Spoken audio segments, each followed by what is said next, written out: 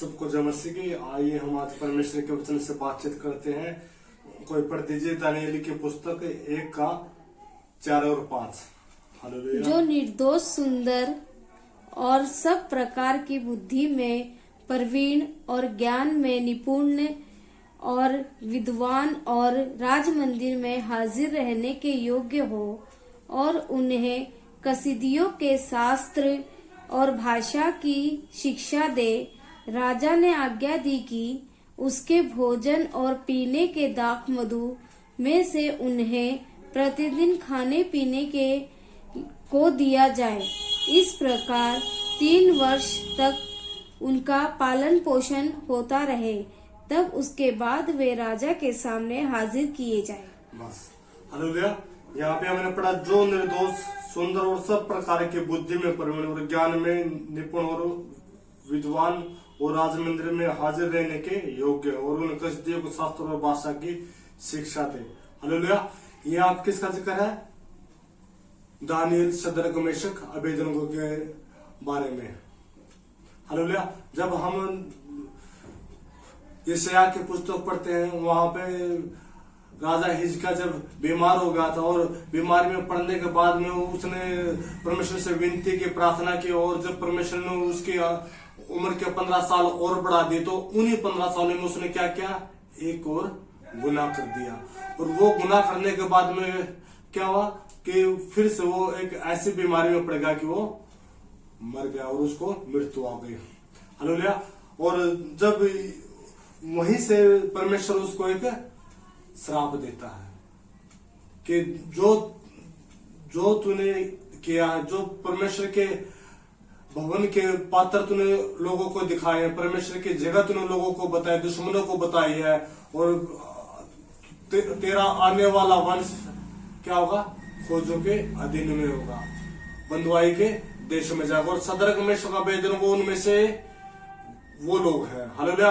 और जब हम ये पूरा का पूरा अध्याय जब हम पढ़ते थे, तो यहाँ पे राजा नबूकदनेस्सर से आज्ञा दे कि जो बुद्धि में निपुण हो, निर्दोष हो, ऐसे व्यक्तियों को, और जो इजराइल के लोग हों, और उनको मेरे पास में ले आओ, जो देखने में सुंदर हो और हर प्रकार की शास्त्र और भाषा उनको आती हो और विद्वान हो और हर एक विद्या में वो पढ़े लिखे हो, हर चीज उनको आनी चाहिए।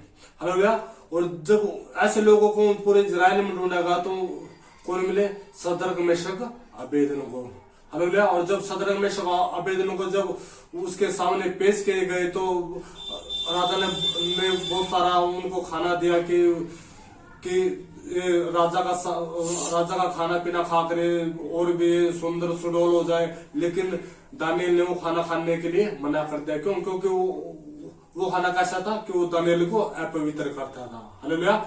अपवित्र करने के जो खाना उसको अपवित्र करता था, तो दानियेल ने परमेश्वर से विनती की, प्रार्थना की कि परमेश्वर मुझे तो नॉर्मल साग पाती खाना और ऐसी आज्ञा तो इनको दे दे कि मुझे वो खाना दे सके। हालेलुया। और जब उन्होंने प्रार्थना की, तो उसकी प्रार्थना को परमेश्वर ने ग्रहण कर लिया और खोजों को ऐसा मन उनको दे दिया कि वो दानियेल को नॉर्मल साग पात दिया करे, ना कोई नशे की कोई चीज दे, ना कोई राजा कोई कुछ भी ऐसा वो भोजन दे। हालेलुया।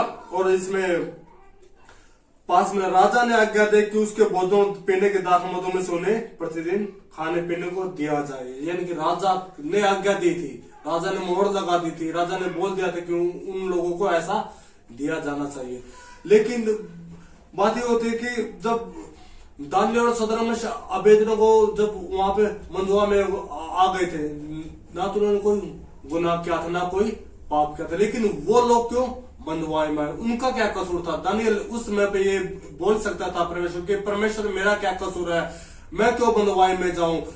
मेरे ऊपर ये बीमारी क्यों आ रही है? मैं तो तेरे वचन में अच्छे से चल रहा हूँ, तेरे हर चीज में बढ़ रहा हूँ, दान दशमान से बैठ, आराधना, प्रार्थना, वचन सब कुछ मैं अच्छे तरीके से करता हूँ, लेकिन फिर भी मेरे जीवन में दुख तकलीफ ये बीमारी बनी हुई है। हालेलुया। लेकिन दानियेल ने ऐसा नहीं किया। हमारी लाइफ में बहुत बार ऐसा होता है कि बहुत सारी चीजें हमको कहां से मिलती है? हमारे पुरखाओं से मिलती है। बहुत सारी बीमारियां हमें कहां से मिलती है? हमारे जो गलती गुना जो पाप उन्होंने किया है उनके कारण जो श्राप उनके ऊपर पड़ा वो पीढ़ी से पीढ़ी तक हमारे ऊपर आ पड़ता है। हालेलुया। लेकिन दानियेल के ऊपर वो नहीं आ पड़ा।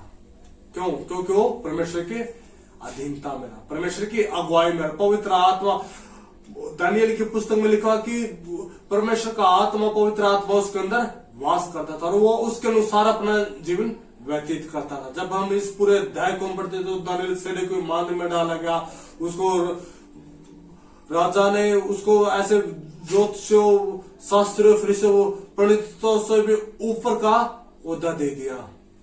हालेलुया। एक ऐसा ओहदा दे दिया जो उसके साथ में रह सके।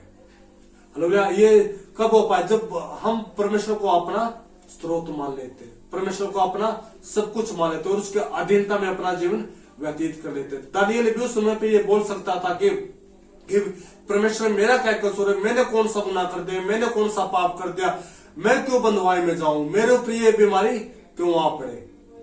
पाप किसने किया था? राजा हिजकिय्याह ने। और परमेश्वर ने उसको क्या क्या कहा था कि तेरे आने वाला वंश बंधुआई में जाएगा। और दानियेल उसी राजा हिजकिय्याह का वंश है। हालेलुया। दानियेल उसी राजा हिजकिय्याह का वंश है। और जब वो बंधुआई में चले गए तो यशायाह की पुस्तक कहते हैं कि वो कुछ लोग बंधुआई में गए और कुछ लोगों को खोजा बना दिया गया। हो सकता कि दानियेल को भी खोजा बना दिया गया हो। हालेलुया। जब हम परमेश्वर को अपना सब कुछ मान लेते, परमेश्वर को अपना धाम मान लेते और परमेश्वर की अधीनता में अपनी जिंदगी व्यतीत करने लगते तो हमें सब कुछ मिल जाता। चाहे बीमारी, दुख दर्द, तकलीफ कैसे भी कुछ भी क्यों ना हो, लेकिन जब परमेश्वर हमारा सब कुछ है तो हमें हर एक चीज से वो निकाल कर खड़ा कर देगा। हालेलुया। एक आराधना का सॉन्ग हम गाते हैं कि चुपचाप तुम खड़े रहो और यहोवा के जलाल के काम देखो। हालेलुया। मूसा ने जब ये गीत गाया था तो जब वहां पे जब ये गीत गाने के बाद में पीछे फिरौन के सेना और आगे लाल समुद्र था। और जब ये उसने कहा कि चुपचाप अब तुम खड़े रहो और परमेश्वर यहोवा का काम देखो, आज परमेश्वर तुम्हारे बीच में आश्चर्य कर्म करने के लिए जा रहा है। हालेलुया। और अगर हम दानियेल की जिंदगी को देखते हैं तो इस दानियेल की पुस्तक में लिखा कि उसके अंदर परमेश्वर का आत्मा वास करता था और उसके अधीनता में अपनी जिंदगी व्यतीत करता था। हालेलुया। और जब हम परमेश्वर मसीह को अपनी जिंदगी उसके हवाले कर देते, उसके अनुसार चलते तो पवित्र आत्मा हमारी जिंदगी में वास करता और उसके अधीनता में अगर हम चलते तो ऐसी कोई चीज नहीं, ऐसा कोई तोड़ नहीं जो पवित्र आत्मा हमारी जिंदगी में ना कर सके। हालेलुया।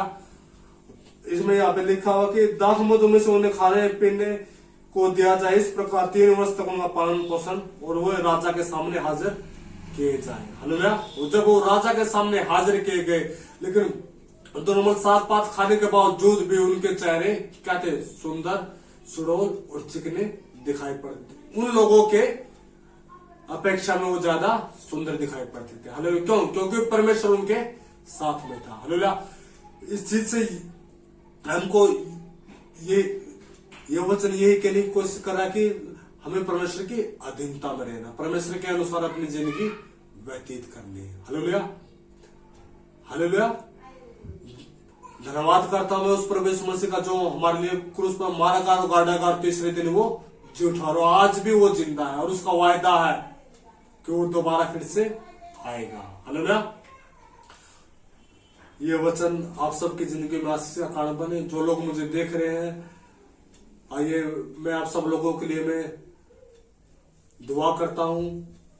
आप सब लोग मेरे साथ में एक मन हो जाइए और परमेश्वर मसीह को ग्रहण कीजिए। धन्यवाद करता हूँ पिता, पुत्र, पवित्र आत्मा, पिता परमेश्वर प्रभु जी आपका धन्यवाद करता हूँ परमेश्वर के नाम में। खुदा जिन लोगों ने खुदा वंदा लिया, पिता परमेश्वर लिया तेरा वचन सुना, खुदा वंदा लिया पिता, ये वचन पिता की जिंदगी में काम करे खुदा, 30 गुना, 60 गुना, 100 गुना फल लेने के लिए प्रभु तू दया कर, अनुग्रह कर पिता, तमाम बंधन खुल जाए खुदा वंदा लिया परमेश्वर के नाम में।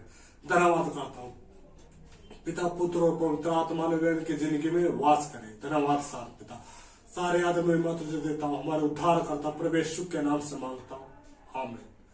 हालेलुया। सबको जय मसीह।